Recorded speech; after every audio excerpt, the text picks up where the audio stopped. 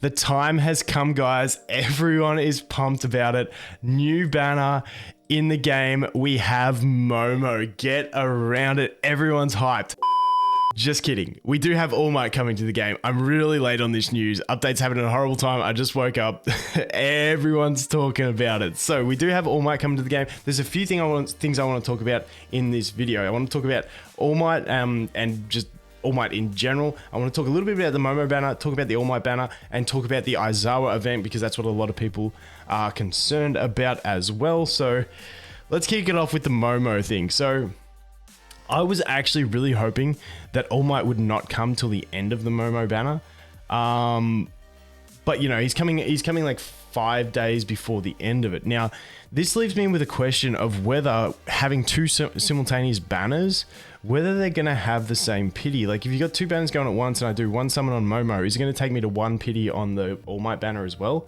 That is going to be the big deciding factor on whether I actually pull on the Momo banner. Because believe it or not, if I don't get Momo in my next 18 pulls on the brilliant global 100 pity, then I'm actually going to summon for Momo. But there's going to be strategy, not just like go all in on Momo. There's going to be strategy behind it. But I'll cover that if the pities are shared. That'll be in a different video because I will summon for Momo if I don't get her here.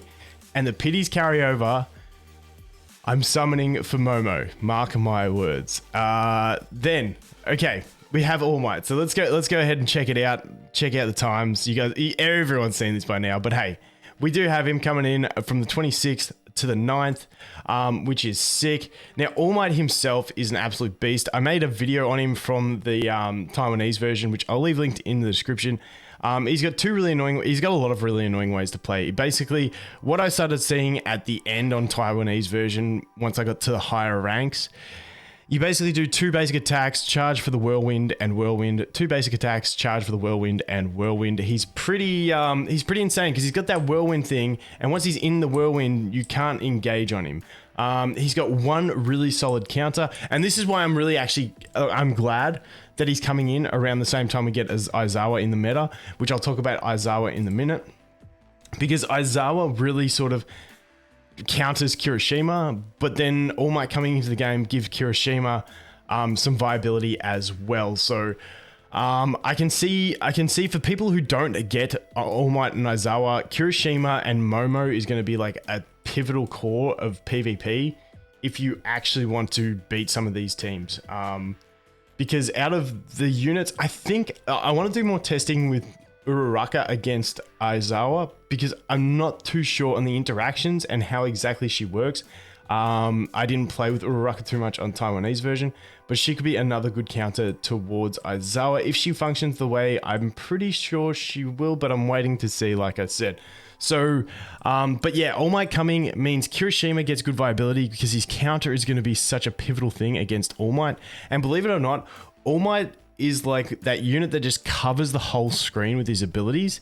But it's also a deterrent to the user of him because it kind of blocks your vision of enemies swapping into Kirishima to counter. So Kirishima is going to be really, really important for the All Might meta. The other thing that I'm really waiting to see is the big thing for me at Global was them changing Deku's Finger Smash to not flinch on the basic hit. Now I am hoping, like I am crossing my fingers like crazy, that they do something with Aizawa and they do something with All Might to sort of balance out the meta. Yes, I definitely think these guys will be stronger no matter what. But for Aizawa, for instance, he drops these Caltrops on the ground. And not only does he have a passive where he's invulnerable every 3 seconds, he also drops these Caltrops, which if you stand on, you get flinched. So one, you've got to hit him 2 times to engage on him without him hitting you. And then you can't be near his Caltrops. It's just stupid. So I think the big fix for Aizawa would be to make his Caltrops not flinch. Yes, they can deal damage, but not flinch. Honestly, All Might's not too bad. Like All Might's more counterable than Aizawa. So if All Might was in the same state, it's going to be really frustrating for a lot of players because he's really overwhelming. The other big thing that buffs All Might is not being able to switch. The 40-second switch thing makes All Might an absolute savage because he can just sit there and whirlwind for days. So that's something else I just thought of then, and it's just like scared me. So we'll have to see what they do with those two units, but definitely Kirishima going to be viable now, because Kirishima like was going to drop out, which sucked for free to play, arena players because Aizawa was going to counter him. But now with All Might being in there, you got a bit of a mixture. Now for the Aizawa event. So there's a few things in here. As for obtaining 3 S characters, I don't think anyone's going to have an issue with that free to play, pay to play, especially by the time you finish this event here, which one? This one. And get your 150 shards. Now, I originally thought the SS character was going to be easy as well for free to play until they decided to make these things non-select. So on the Taiwanese version, when you got these boxes with the the different shards, like all these boxes, you could select which hero you wanted. So like you get 150, you could select 150 Deku shards, away you go. So I originally thought that was going to be easy.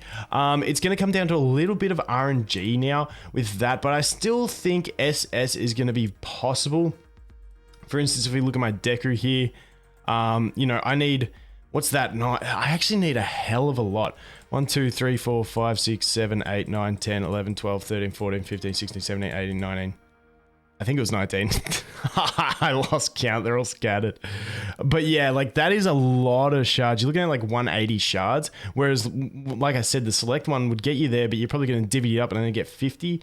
So it's going to come down to your pools and RNG. But hopefully SS is still going to be viable for free to play as well. But I think the big concern for me is going to be the food situation. So if we go to someone who I haven't fed... Eater's been fed. Let's go you.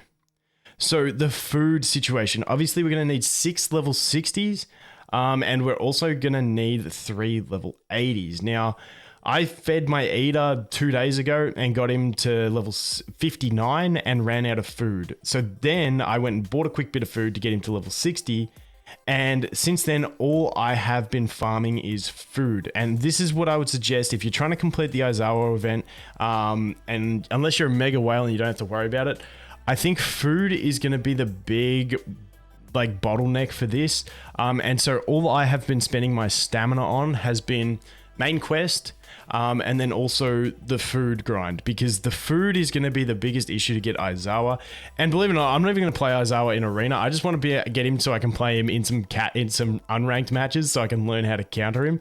But I still really want to pick him up. I still really want to pick Aizawa up for that reason. And yeah, so I know some people have been refreshing to do it as well. I don't know. It's gonna be tight. I'm not gonna be refreshing my stamina to do it. Who knows? I might do like 1, but I like I said, I am paid. I've got the daily pack where I get 2 of these, so that sort of gets me across the line. Like I said, free to play. I don't know. It's going to be incredibly tight, but let me know what you guys are doing to get there. And like I said, it's going to be heavily RNG based, especially for free to play, on getting your double S character. But I still don't think there's going to be like me personally, provided, and this is what I'm really waiting to see once again.